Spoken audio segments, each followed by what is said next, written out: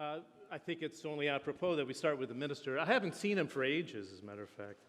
He's so tired of me chasing him, he's probably going to make sure I get my visa revoked in Abu Dhabi. We just did a roundtable yesterday and had a very healthy discussion about the 2050 plan and where this market is going. I think, and I want to invite my panelists here to bring the microphones because of the gooseneck mics close to you. Thanks very much. I wanted to invite you to tell us where we are today. I think we're in a much better position than we were, as I was suggesting, 12 months ago when we were sitting on the edge of that precipice and prices look very dangerously close to $20 a barrel. Do you feel at this stage that this band that we're in right now, $50 to $55 a barrel, if the discipline is adhered to within the OPEC, non-OPEC structure, can be maintained in 2017? Are you comfortable, and that's a tough word to use in the energy environment, are you comfortable where we are today? Thank you, John. It's always a pleasure to talk to you. And I think to answer that question, every time that we are asked about prices, we try to be honest and not to give a simple answer. And where are the prices today? I think it's a fair movement toward the correction. But the real correction will happen when we see the actions from all of those group of concerned nations who came together to try to help the market and help bringing more investments to the market. And I personally have lots of trust on the commitment that all of those countries have put together. And I would like to thank His Excellency, the Kuwaiti oil minister, for taking that leading role. And they will be meeting in Vienna next week to look, evaluate all of the commitments, and hopefully encourage the rest to come forward with an action plan of how to do it. There is definitely a sincereness on everyone who came together and put that deal together. Are we at a price range that is comfortable? I think the price range that is comfortable for us as major producers is that price that will encourage major investments to come to the market. If we did not achieve that, then still, we're not there yet. And the market will decide what that price is. What is the reaction of the shale oil? What is the reaction of the geopolitics in many countries driving their production? I think all of that to be seen. But most importantly, we are, I think, in the right trajectory for balancing the market, and we are hopeful that the commitment that OPEC and non-OPEC put in place will help the market recover more. Yeah, you made reference to His Excellency the Minister from Kuwait. He's got one of the toughest jobs going. He's the global oil policeman, if you will. He's the chair of the monitoring committee that you're making reference to today. Patrick Pouyanné, we spoke in November here at ADIPEC at the major conference, and you said not only do the countries of the Middle East and the major oil producers know what $40 feels like, because we had to experience it for such a long period of time, but you're much more comfortable in this $55 a barrel range that we're in today. But you said there was a significant shift, that we had the major players, Khalid Al-Faleh, His Excellency is here from Saudi Arabia today, and Russia, with Alexander Novak, decide to commit to each other as the number one and number two producers. You think that is a significant shift in terms of stabilizing and, as the minister suggested, rebalancing the market?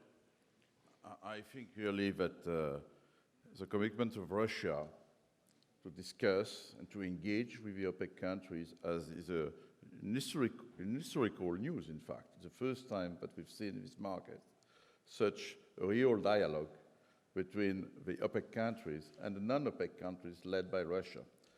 I'm convinced that all these countries are committed to what they decided. It's very important because the market is still fragile.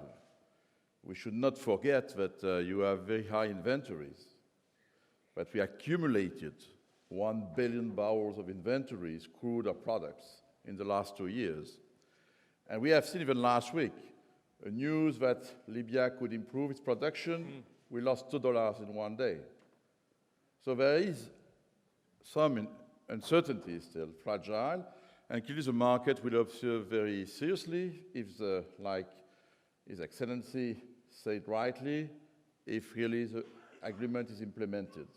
We know that if we want to really rebalance the market, which means bringing back inventories to a more normal level, it will not take 6 months. It will not take 1 year.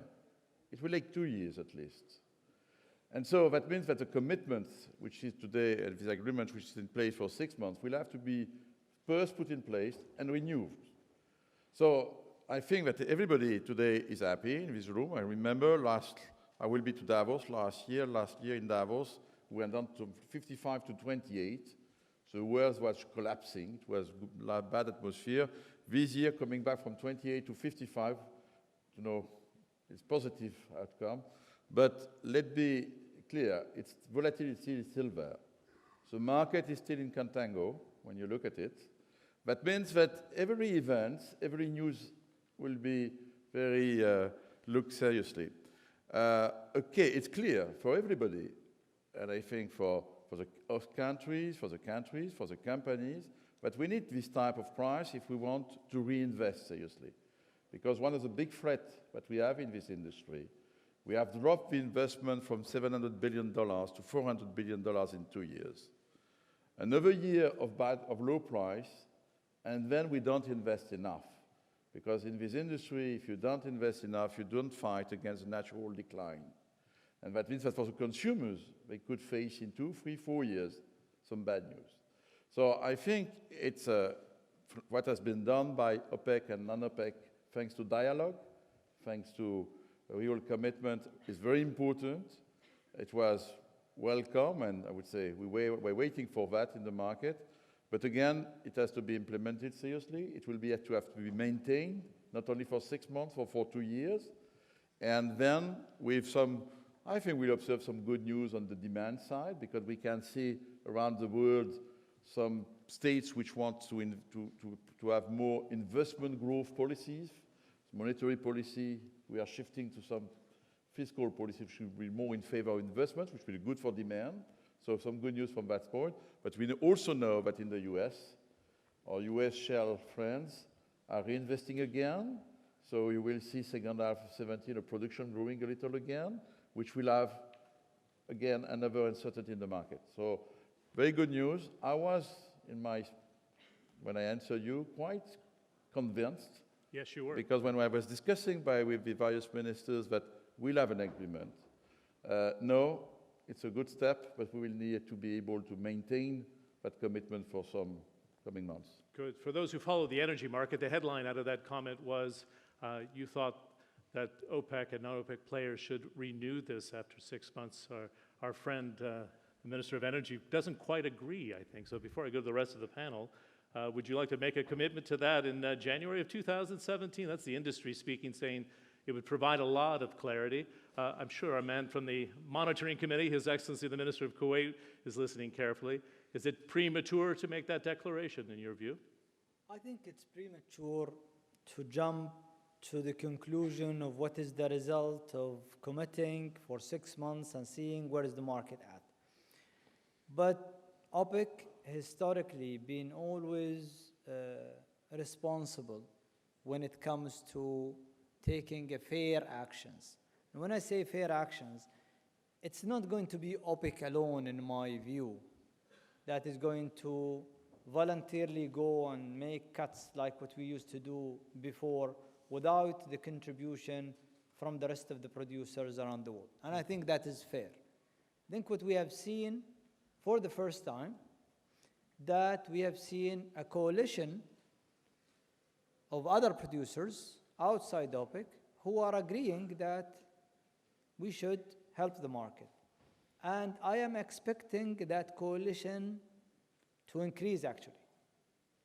And there is a factor that we did not accounted for, which is there is a natural decline happening. So many countries who did not come to Vienna and commit to cut 50,000 or 5,000 or 20,000 or 100,000 are actually cutting it by force. Mother Nature is doing that for them. So the reservoirs are losing that 5%, 4%, and we're going to see that in the next 2 to 3 years because we did not invest. And the combination of all of that is going to make up the fundamentals of making the decision in 6 months. So it's premature to come and say we have to do it. At the same time, we need also to watch the production that is coming from other sources. Example, shale oil. If the shale oil rebounds is huge, then it's not going to help what we are doing because we're cutting production to help the market and someone is not helping the market. That is not going to be helping. I think it needs to be balanced. We will monitor that for 6 months, and in 6 months we will see what we should do. I tend to believe that the market can and should balance itself in 6 months to reach equilibrium at least, putting all of those factors together. But again, the market always proves us wrong. So. Well, hold on. I wanted to bring my slide up here, if we can bring that full screen.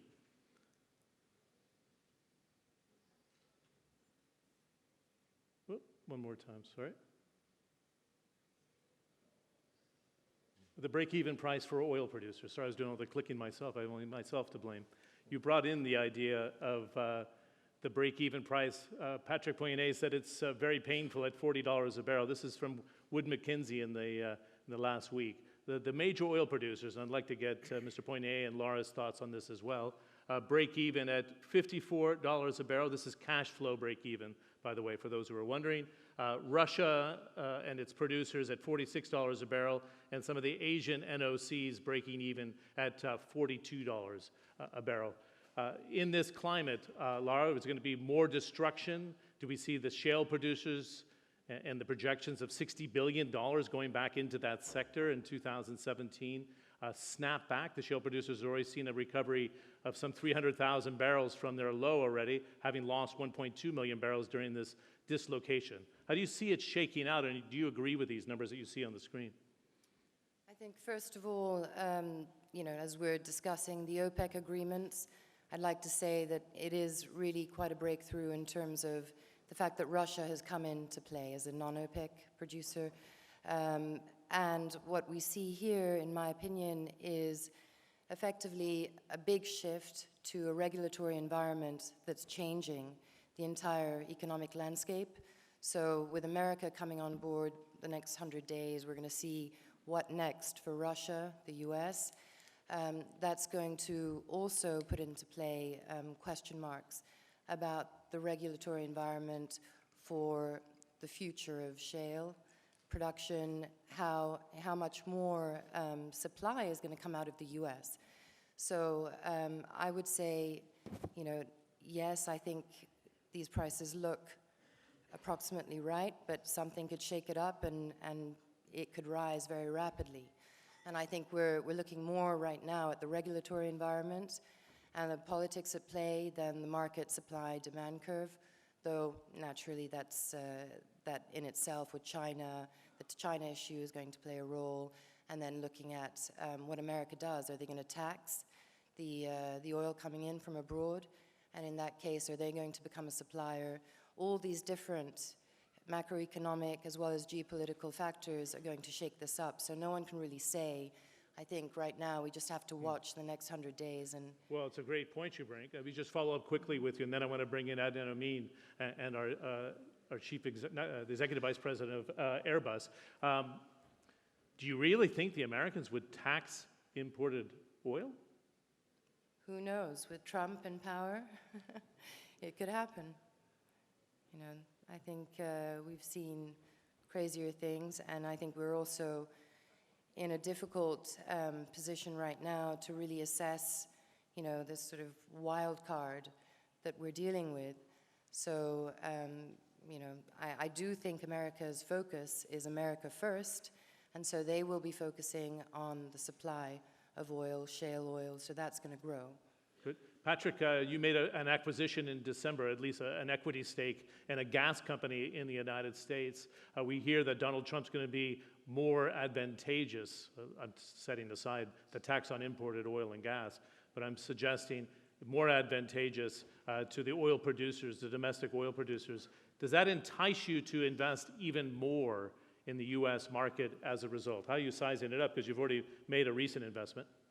I would say, first, when you are an oil and gas major, you go where you find resources and reserves. It's not so complex, so you have huge reserves and resources in the U.S.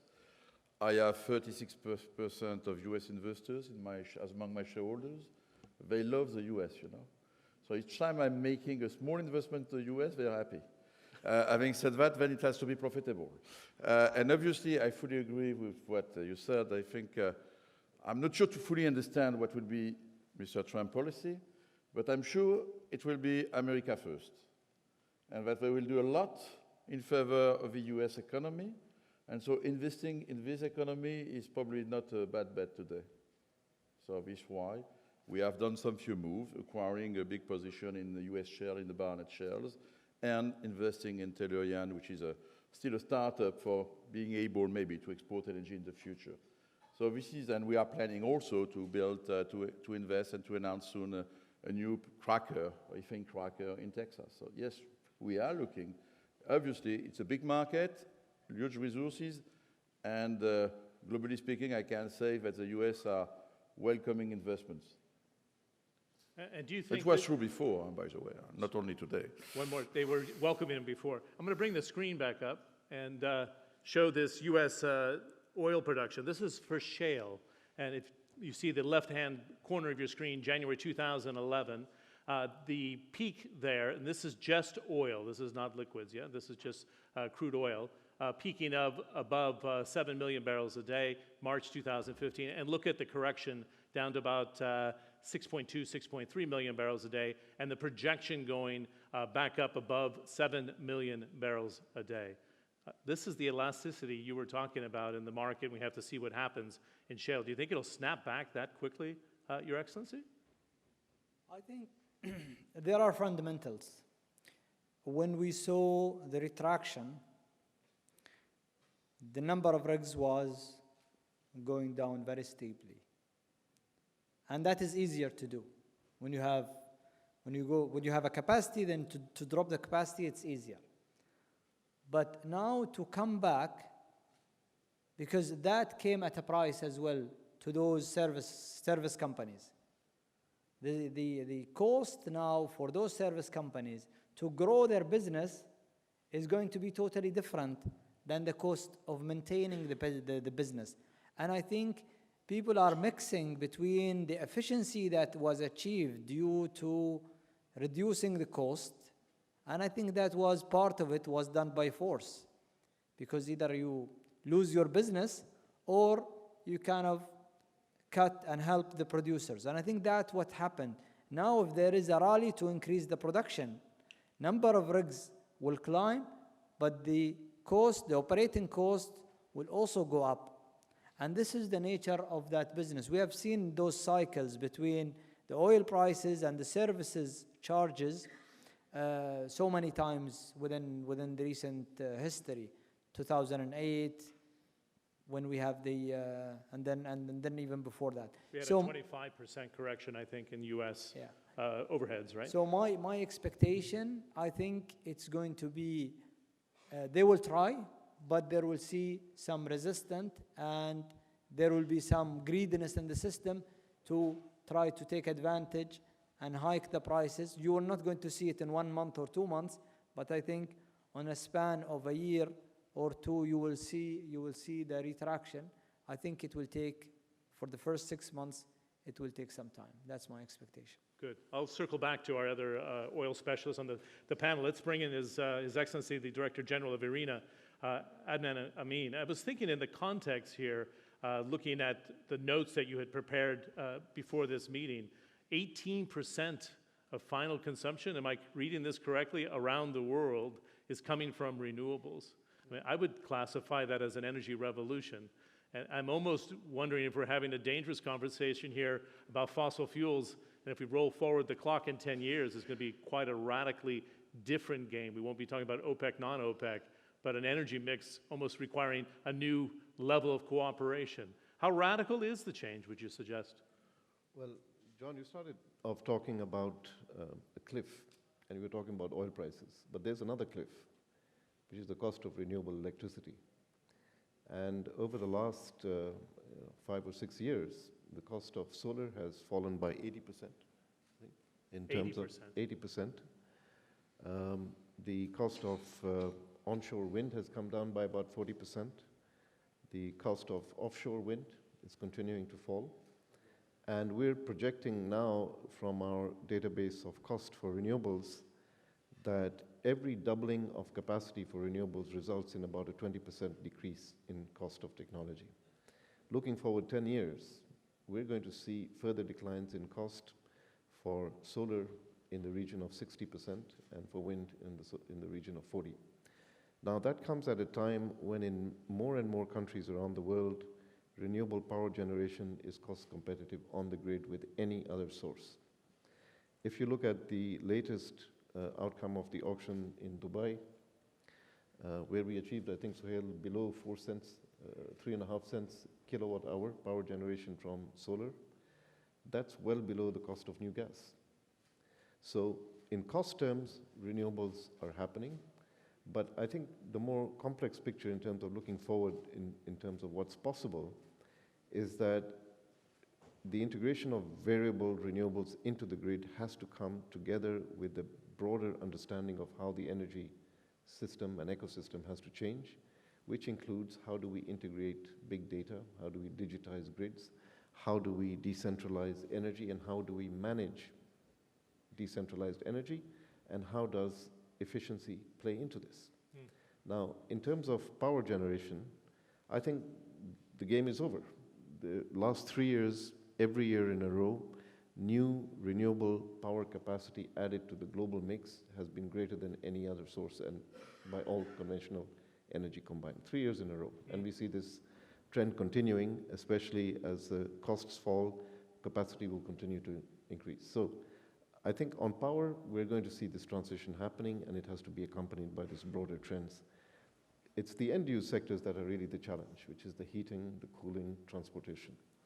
And I think one of the very interesting things about efficiency is that we are beginning to see in countries around the world, and the UAE is a prime example of this, new building designs that are slashing the cost of power to run those buildings. We have sustainable, I'm in one, you know, the UAE built us a headquarters, which is probably one of the most efficient buildings in the entire region, totally powered by renewable energy. We're going to see more and more of that. So I think the heating and cooling burden from efficiency will come down, but at the same time, we're going to see new renewable technologies come in there, especially geothermals and others. Let me follow up. I see that headline number of 18%, just above 18%. Then I saw the projections going to 2030. And the growth between now and 2030 seems to be capped. Is it distribution? I'm only seeing 21, 22% by 2030. So it's a huge surge because of investment, but it seems to be bulging, if you will, a little bit. The business as usual scenario that we have is about 22, 23% by 2030. The scenarios that we are looking at, where we project the cost declines and we project the impact of the climate agreement and we project what policy changes we're seeing around the world, can actually take us in excess of 30%. So by 2030, our projections are that we can get close to doubling the 18% by that period. And I think that will be a fundamental change to the world's power mix and a sign of how it's going to evolve in the future. No kidding. I'm going to circle back to the minister, but Marwan, I wanted to bring you in to see if it actually applies to jet fuel at this stage. I remember 2 years ago, I had a chance to go to the Masdar Institute into the basement where they're doing algae research and saying that, believe it or not, we think we can make jet fuel out of this over time. But how is renewable and that sector, the renewable sector, fitting into planners it's just pie in the sky. One of the comforts they get here in the region is that transportation is the primary driver of the world, and it's fossil fuels for the foreseeable future. I think we could have a pretty good debate about this, but what are you planning for? Just maybe to set the scene, two or three numbers. Air transport is a drop in the oil ocean we were talking about earlier. We're talking about 2% of the world of the man-made emissions in 2015. Compare that to 16% for land transport, 44% for electricity production and heating. So we're talking about a drop. Nevertheless, the growth of aviation, the fact that if we take between 2005 and 2016, the number of passengers has increased by 76%. The number of aircraft has increased by 65%. Means that we are if we don't embark on a renewable or on a, I'd rather say, emission reduction roadmap, we are on diverging paths. So what are we doing in this field? First, we are trying to improve our own technologies, our own aircraft. But this is limit. This is business as usual, like was mentioned a little earlier. We need breakthroughs, and we need breakthroughs in electrification and, in fact, in hybridation. We have demonstrated last year that we cannot assume that we will be able to fly a passenger aircraft fully electric in the foreseeable future. The power on board will not be enough, we'll have too much heat, so we'll need to go to hybridation. We need to work on air traffic management. We're losing a lot and we're emitting a lot because air traffic management is not optimal. Well, ironically, we're sitting at the crossroads of East and West with all the Gulf carriers, but I don't think the system's kept pace with all the demand. Am I correct?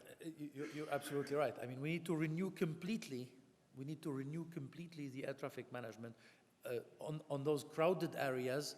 Europe is one of them, but also on the fast-growing areas, and the Gulf region is a really fast-growing area in terms of air traffic. And last but not least, we need to work on all those biofuels initiatives, and we have a very specific demand there. We cannot work on anything but drop-in biofuels, those that are fully compatible, mixable, interchangeable with traditional ones. We have plenty of initiatives there. We're working with the oil producers, we're working with labs, we're working with, and especially in the UAE. How fast will this develop? I think that the technologies are really developing fast. Today, it is the business model, it's the economic model that is still weak. Okay. I want to bring in Patrick Pouyanné after His Excellency the Minister. You just this week revealed your 2050 roadmap along with the leaders of the UAE, suggesting in your opening remarks 50% from green energy by 2050, a mix with nuclear 6%, natural gas hovering around 38%. That's kind of the base case scenario. Can we have the breakthroughs that Airbus is suggesting that they really need? Do you think we can generate hit those goals realistically, or are they just benchmarks, number one? And number two, are we not thinking out of the box that innovation could take us much further than we're anticipating today? You have to look at the holistic approach as the Minister of Energy. Go ahead. No, I think when we worked, as I said in the introductory remarks, we worked almost more than 2 years on the strategy, bringing all of the knowledge that we got from discussion with countries, looking at policies, looking at our own system, and looking at where the technology have breakthroughs in the recent history, and what is the forecast of that. So the reason we elect to choose renewable energy to be the highest is the major breakthrough we needed is the commercial storage of electricity. I think that will improve the likes of 20 to 24% solar PV to a higher percentages, and solar PV is the breakthrough numbers that Amin was talking about, and we were lower than that. The lowest we got in UAE is the recent bid in Abu Dhabi, which was lower than 2.5 cents per kilowatt hour. That was unheard of before. So as a generation, this is probably the lowest. It knock off even gas out of the system. But the problem is the availability of the sun for that PV solar. So if we could solve the storage, then we could build huge plants, store it, and part of that storage we become innovative. Dubai came up with an idea of hydro in the UAE. We don't have rivers, don't be mistaken. But what they will do, It could all be solved. what they will do, they will recycle the water from a top of mountain down, Right. and I think it was done in the United States before that, and they will use, it's basically storing the energy in bringing the water up, and then you bring it down at night, and then you can have more availability. You have a canal now in Dubai, right? You can do all Yeah, this. yeah, so you could- why not? We keep dreaming and making those dreams. He does so it's make not- it happen. Listen, there's no doubt so about it's that. And I think we are realistic when it comes to our plan. So it's not aspirational, if I have to answer you. It's realistic, and it's based on our knowledge of the R&D and gas as well. I think we did not talk about gas when we talked about oil and how. I think gas and oil will have to go separate ways. Linking them together will not make sense. With that competition, most of the gas goes to the power. And if the gas is going to the power at $8 or $9, generating electricity at 7 or 8 cents, then they will find it difficult to compete in the power sector 10, 15 years from now, when that hurdle, which is the storage, got resolved. So I think we will see in the prices of gas in the future, we need to have another breakthrough in the liquefaction cost to bring it down so gas can compete. Otherwise, it will not be able to compete, I think. Okay, thanks very much. Patrick, you made an interesting remark recently. I'm not in the renewable space for corporate social responsibility purposes. I'm into it because it's good business. It will be, I hope so. Frankly, it's just, when we look to the future of a company like Total, we are an oil and gas major. We want to remain an energy major in 20 years. And it's a question of markets. So markets, the energy mix will change. So of course, we will need oil and gas combined with carbon capture, use and storage if we want to be net zero emissions, which is a technology that we need absolutely to make big breakthrough in the coming years. But because we will need oil and gas, because you have plenty of emerging countries around the world who are willing to have access to available, cheap, and clean energy. But availability and cheap is very important as well.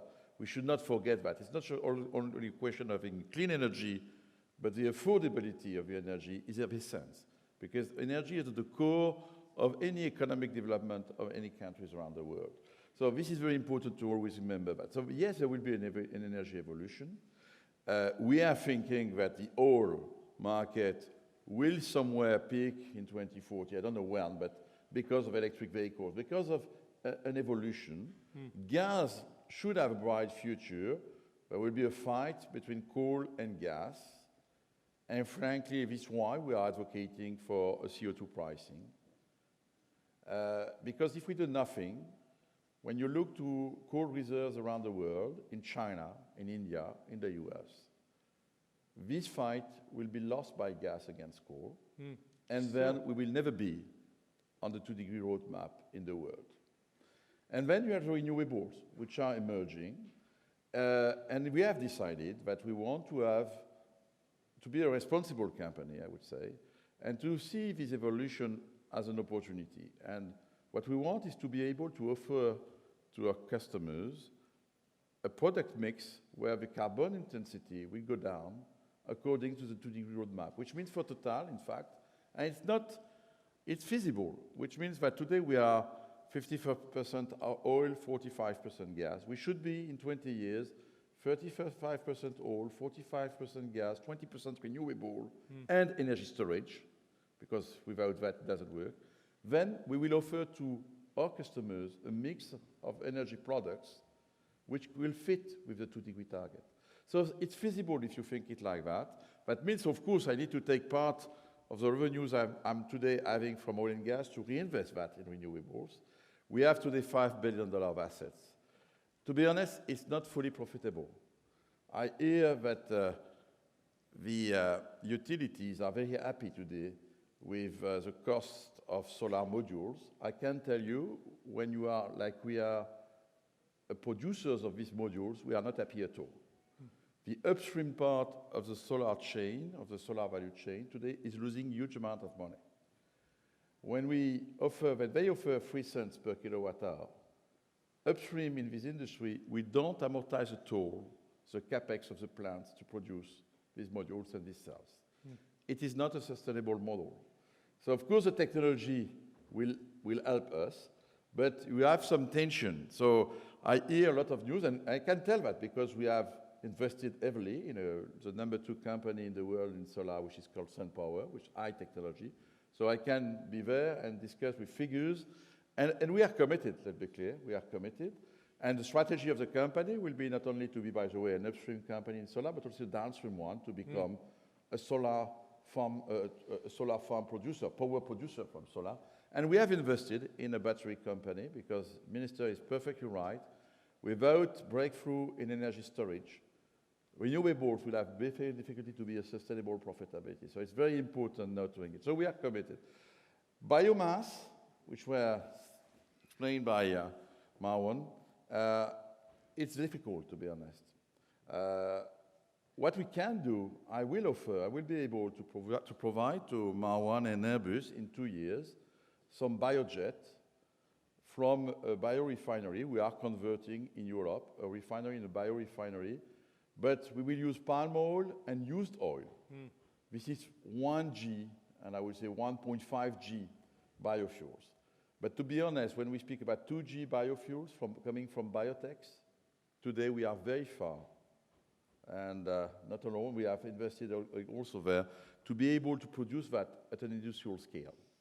There is an upscaling challenge there to go from something in a lab with nice cells to go to something which is the amount, even a 15% drop in the volumes of jet fuels. Okay, maybe wrap you up, it's a Patrick, challenge. if you can. But we will do some biojet first. And I think, again, we need to go step by step. It's important to be able and to cooperate with and to find solutions in order to limit the emissions globally. Great. I'm going to do 2 quick interventions, and I want to get the geopolitical side, and then I want to open the floor up for 5 minutes. Do you agree with what Patrick's saying? And then I'm going to go to Marwan. Well, I must say one thing is that Total was one of the early movers, so I have to pay tribute to Patrick for that, on solar in particular. But I'm a little disappointed because I thought French dreams would be much more exciting than 20%. Well, you know, I wouldn't say which types of dreams. I need to distribute some dividends. He's got a new nickname in the industry, but it's Patrick the Cost Cutter. He doesn't like it, but he's been the hammer with the axe on cost, so he's going to be realistic. I hear what he's saying, but let's look at the examples around the world, because Total is one example. We have Statoil joining us in the next couple of years. It's the Norwegian national oil company. Statoil has started to move very aggressively into renewables, and they are the principal investors in the new offshore wind of New York State. So I think that is a signpost to the future. I think the ambitions are going to pick up because I think the module cost is one issue, but the cost of system transformation, which utilities had always projected as the main barrier, is falling away. That argument has fallen away. Second trend that we're seeing, which is very interesting, is that looking at countries, we have a deputy minister from Morocco here. It was remarkable that Morocco in 10 years can go from virtually 100% imported energy to having an ambition By 2025, 52% renewable energy in their system. And it's not just a vision, it is happening today, and it's happening on the basis of technologies that are being networked into the system. And one of those, Sohail, is concentrated solar with storage. They're generating power from concentrated solar with storage between 18, 20 hours a day at a cost of around 9 cents. Now, these are the kind of developments that we are seeing that are happening in country after country, which are lowering the costs. You know, Sultan mentioned a very important thing this morning, is that we see 25% growth in energy demand, but that's going to be in emerging economies. It's not going to be in the economies of the North. With efficiency and economic slowdown, those are going to be stable, if not declining. It's going to be in emerging economies. They have the opportunity today, with the technology we have and the cost declines we have, to do a leapfrogging, which is going to be, in my view, one of the big changes in the future, comparable to what we saw with information communication technologies. Okay, good. If we can get the lights on, I'm going to see if we can take a couple of questions, if there are questions from the floor, on the floor, and we bring the microphones to the floor. Raise your hand if you want to ask a question. I just ask you to be brief. There's one from the floor. If you can stand up, please, and we'll get you a microphone. Just identify yourself quickly and... Good morning. My name is Sean Evers with Gulf Intelligence. I'd be curious of the panel's comment on the recent Eurasia report last week, which indicated that from their analysis in 2017, the world is entering a period they called G0 as compared to G2 or G7, but G0 meaning nobody is running the world. And I'm wondering, does anybody have an opinion on that analysis and what the implications of that may be for the global energy industry? Thank you. Thanks. I'm glad you shifted for us, Sean, to geopolitics. Lara, do you want to tackle that? Because I think from the energy intelligence standpoint, you can take the most neutral position. Ian Bremmer has been talking about G0 for a while. It didn't formulate. In fact, I would think we're almost leaning towards a G2 with Donald Trump and Vladimir Putin. But how do you see it with the, and I don't mean that as a joke, unfortunately, but go ahead. Well, we touched on the geopolitical environment, and it's clear that, the world has so many different elements at play right now that we can't really tell what specifically is going to be the next force that's going to change the environment, the economic picture, but there are a lot of them. I think, in my view, the world is moving so rapidly with new technology, R&D. That in itself is going to be, renewables are going to be enhanced by the potential, hike in the oil price, or at least where it stands now is already a better picture, and we can continue to see improvements. My view is that all the different forces at play are going to take different positions, but ultimately, the carbon capture environment is going to continue to grow. We have to be efficient. Technology will grow. It's going to be a regulatory game more so, and so I think this idea of a G0 is, who's going to put money towards funding what? But if the oil price grows and the market makes it that much easier for renewables to grow, I think we'll see a great deal more.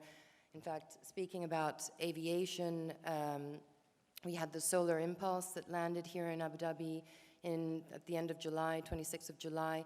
Now that was a manned solar-powered plane, naturally not commercially driven, and we have some time, I think, before we see any of that.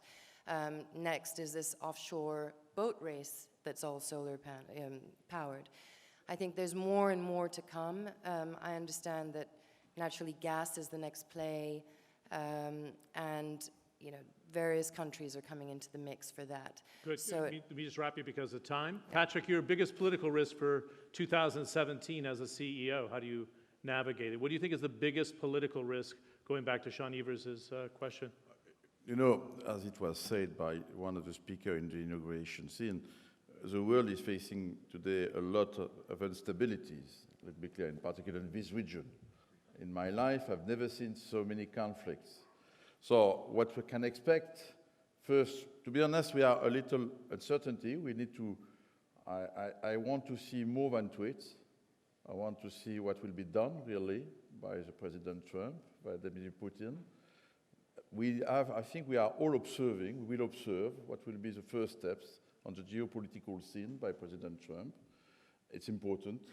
I think the situation can only improve. I hope so. But to do that, again, it's like between OPEC and non-OPEC countries.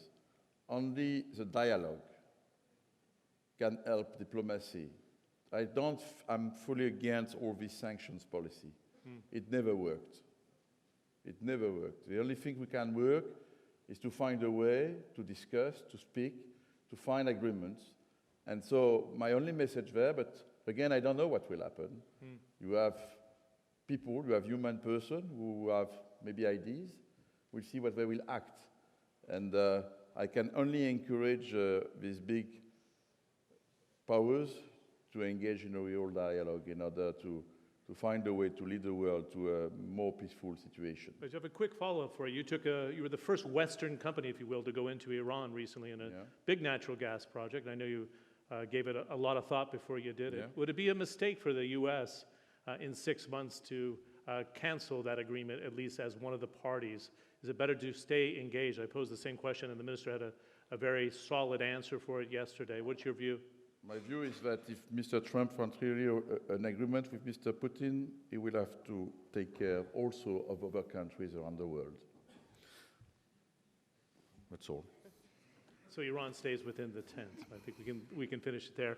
In the next final question here, I was going to say we're going to have to wrap it up. Quick question, if you please, if we can get a microphone. If you can stand up for me. Thanks. And this will be our final question. We'll wrap for our planning.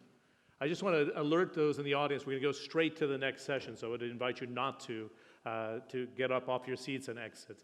Final question from the floor.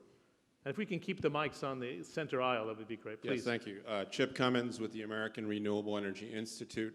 I'd like to focus back to G2. The original we were talking about would be, of course, the U.S.-China nexus, and the fact that the two largest economies in the world, also the two largest carbon emitters in the world, with approximately, I believe, half the world economy.